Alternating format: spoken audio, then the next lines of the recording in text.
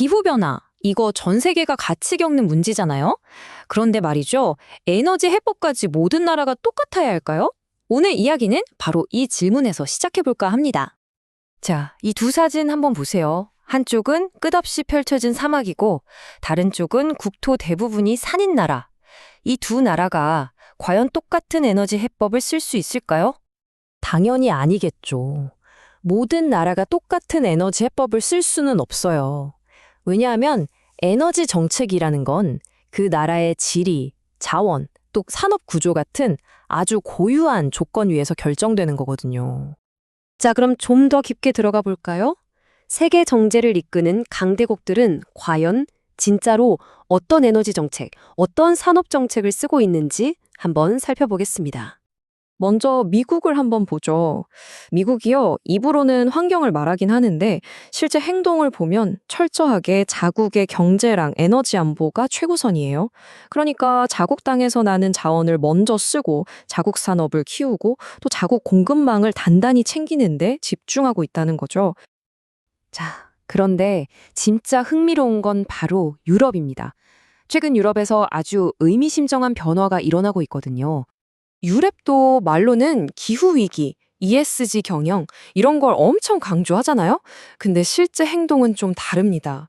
항만이나 철강 같은 아주 전략적으로 중요한 산업 분야에서는 외국인 투자를 다시 뜯어보고 통제를 강화하고 있어요. 한마디로 자국의 안보를 최우선으로 두면서 규칙을 아예 새로 쓰고 있는 겁니다. 이걸 보고 이상해서 후퇴했다고 해야 할까요? 아니면 그냥 현실을 똑바로 본 걸까요? 여기서 중요한 포인트는 이겁니다. 유럽이 뜬구름 잡는 이상보다는 지금 당장 마주한 자신들의 산업 현실과 국가적인 조건을 우선하기로 방향을 틀었다는 거죠. 이런 전 세계적인 흐름, 이걸 보면서 우리는 이런 질문을 던져야 합니다. 그럼 대한민국은? 하고 말이죠. 사실 진짜 문제는 미국이 어떻게 변하고 유럽이 뭘 하느냐가 아니에요. 가장 중요한 건 바로 이 거대한 변화의 흐름 속에서 과연 한국은 얼마나 준비가 되어 있는가? 바로 이겁니다. 우리나라의 에너지 정책을 생각할 때는요, 다른 나라 이야기보다 먼저 우리의 구조적인 조건부터 봐야 합니다. 우린 국토가 좁죠? 70% 이상이 산이죠. 에너지 자급도도 낮죠. 이런 나라에서 안정적인 전력 공급이 안 된다? 이건 그냥 산업 경쟁력이 통째로 흔들린다는 얘기랑 똑같습니다. 자, 그럼 우리나라의 이런 조건들을 바탕으로 해서 가장 현실적인 해결책, 즉 두 개의 기둥 전략이 어떻게 만들어지는지 한번 들여다보겠습니다. 우리나라 같은 조건에서는요, 대규모 원자력 발전소가 국가 산업 전체를 떠받치는 아주 단단하고 안정적인 기반, 그러니까 기저 전력의 역할을 할 수밖에 없는 겁니다. 이 사진을 보세요. 현대 산업 국가의 심장을 뛰게 하려면 바로 이 정도 규모의 에너지가 필요한 겁니다. 이건 좋고 싫고의 선택 문제가 아니라 우리에겐 구조적으로 꼭 필요한 요소라는 거죠. 그리고 이 대형 원전과 짝을 이루는 게 바로 소형 모듈 원자로 SMR입니다. 이건 미래 산업을 위한 전력을 공급하고 또 전력망을 유연하게 분산시키는 확장축이라고 볼 수 있어요. 여기서 정말 중요한 게 이 둘이 서로를 대체하는 경쟁 관계가 아니라는 점이에요.